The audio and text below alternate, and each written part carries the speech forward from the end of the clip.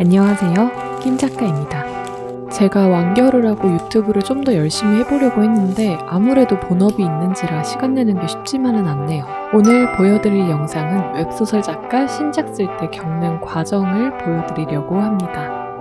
사실 오늘 영상은 신작 쓸 때 참고할 팁으로 강의 영상에 들어가도 될 것 같았는데 좀 라이트하게 제 경험을 빗대어 보여드리고 싶어서 브이로그 형식으로 가져와 봤습니다. 영상으로는 그동안 제가 어떻게 지냈는지 보여드리고 나레이션으로는 여러분들께 도움이 될 만한 내용을 한번 얘기해 보려고 합니다. 오늘 영상도 재밌게 시청해주세요. 완결이 다가오면 신작병이 온다고 하잖아요. 그때부터 앓던 신작병 때문인지 완결을 내고 지금 한 달이 조금 안 됐는데 신작을 25화가량 집필하고 새로운 시놉시스를 2개 정도 더 썼습니다. 신작은 현재 플랫폼에 심사가 들어가 있는 상태고요. 기다리는 동안 열심히 집필하고 있습니다. 저는 신작을 집필할 때 25화까지는 정말 재밌게 쓰이더라고요. 하지만 그에 비해 속도는 다소 느린 편입니다. 바로 적응이 필요하기 때문인데요. 자세한 이유를 3가지 정도 알려드릴게요. 첫 번째는 바로 세계관 설정 때문입니다. 판타지 세계를 쓰시는 분들이라면 아마 공감하실 거예요. 저도 이번에 세계관 설정하는데 공을 많이 들였답니다.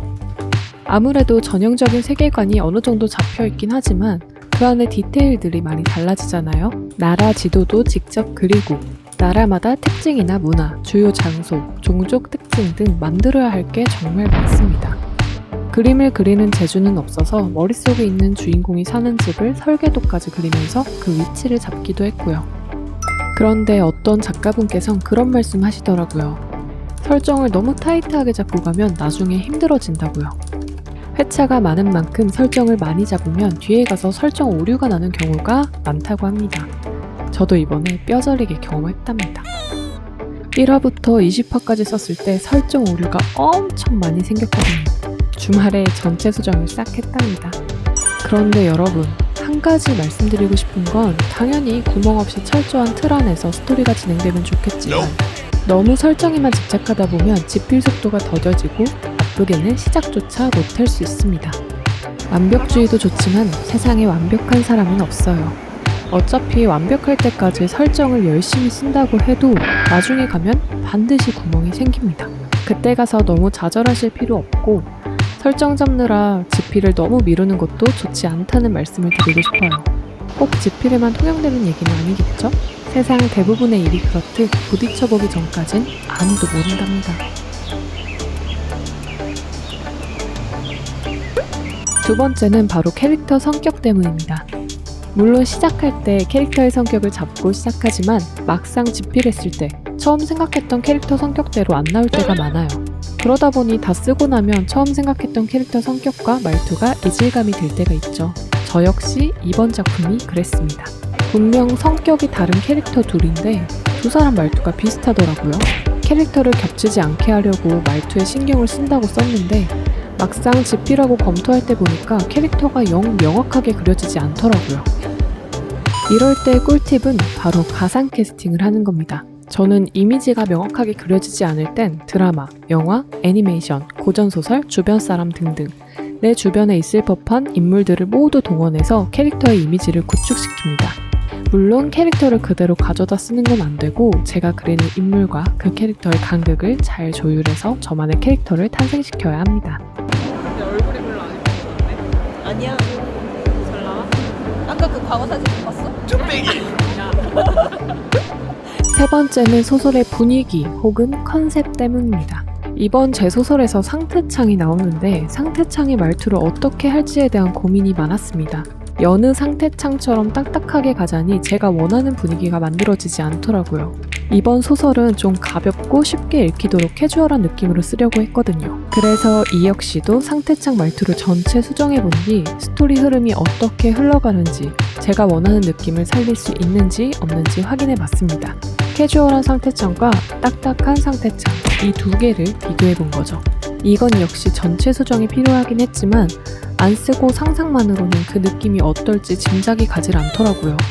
여기서 또 한 가지 팁을 드리면 지금 제가 쓰는 장르는 감정선이 크게 중요하지 않아서 주로 장작불 타는 소리, 빗소리, 호그와트 마법학교 자습소리 등등 ASMR, 백색 소음 위주로 들으면서 글을 쓰곤 하는데요. 감정선이 들어가야 하는 장면이나 특정한 분위기를 계속 유지해야 하는 소설을 쓸 때는 테마곡을 정해두고 씁니다. 그 소설을 쓸 때는 그 테마곡만 듣고 쓰는 거죠. 약 10년 전에, 너무 오래되긴 했는데 성시경 씨의 한 번의 사랑을 테마곡으로 정한 소설이 있었는데요. 이게 2011년도에 나온 노래인데 당시 천일의 약속 OST였어요. 그런데 저는 이 드라마를 보지 않아서 그런지 아직도 이 곡만 들으면 제가 쓴 소설 속 한 장면이 스쳐 지나가는 듯한 느낌이 듭니다. 소설 분위기를 설정할 땐 이것도 꽤 좋은 방법이니 필요하신 분들은 꼭 한번 해보세요. 사실 그 DC라고 불리는 그런 게 있잖아. 그런 게 있는데 거기에 누가 나 예쁘다고 올렸어. 근데 내가 그거 그래서 듣고 찾아볼라 했거든? 근데 없죠. 지워진 거 아니야? 원래 없던 거? 아니 있다 그랬어. 다른 작가님이 봤대. 봤는데 캡처를 안 해줬다고? 저 봤는데 캡처도 안 했대. 까먹었대. 어쩌다 보니 신작 수정하는 얘기만 했는데요. 사실 신작을 집필하는 과정은 대부분 이럴 거라고 생각해요. 수정은 언제나 하기 싫은 작업이지만 이대로 찜찜하게 스토리를 진행하는 것보단 아직 초반부일 때 수정한 게 다행이다 라는 생각으로 수정을 하시면 훨씬 더 수정하기가 좋을 거예요. 신작 쓸 때 앞부분 갈아엎는 거 작가라면 누구나 다 하는 거잖아요. 독자들이 몰입하기 전까지 뒤로 가기를 누르지 않게 하기 위해서 1화부터 5화까지는 영혼을 갈아 넣는다고들 하죠. 저 역시도 이번에 전체 수정을 제외하고도 1화부터 5화까지는 크게는 5번, 짜잘하게는 10번 정도 수정한 것 같아요. 제가 지금 쓰고 있는 신작이 10화까지는 작년 9월쯤에 써뒀었는데 그때 수정한 거랑 이번에 수정한 것까지 합치면 그 정도 될 것 같습니다. 작년에 써둔 걸 다시 이어서 쓰려고 보니까 마음에 안 들어서 이번에 컨셉만 그대로 두고 아예 새로 썼거든요. 저도 25화쯤 쓰니까 이제야 좀 진도가 나가기 시작한 느낌이 듭니다. 드디어 수정공을 탈출했어요. 신작이 오래 걸리는 이유는 여러 가지가 있지만 아무래도 신작이다 보니 작가인 저조차도 몰입하는 데 시간이 필요한 것 같습니다. 물론 이렇게 말하는 저도 사실은 수정하는 거 엄청나게 싫어해요. 제가 이번에 신작 시놉시스 2개나 더 쓰게 된 건 사실 전체 수정하기 싫을 때 수정하긴 싫고 이야기는 쓰고 싶어서인데요. 아무래도 전 활자 중독은 아니고 스토리 중독자인 것 같아요. 놀 때도 예능이나 유튜브는 잘 안 보고 거의 드라마나 영화만 보거든요. 스토리가 없으면 전 뭐든 재미가 없더라고요. 아무튼 저는 요즘 이렇게 살고 있습니다. 수정공에서 드디어 빠져나왔으니 앞으로는 좀 더 빠르게 집필을 해볼 생각입니다.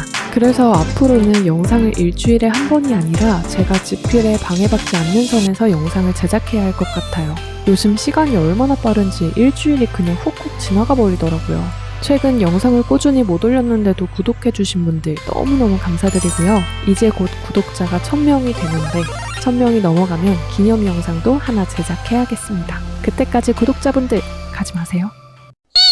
오늘 영상은 여기까지입니다. 비록 브이로그 형식이지만 여러분들께 이번 영상도 많은 도움이 됐으면 좋겠고요. 영상 끝까지 시청해주셔서 감사합니다.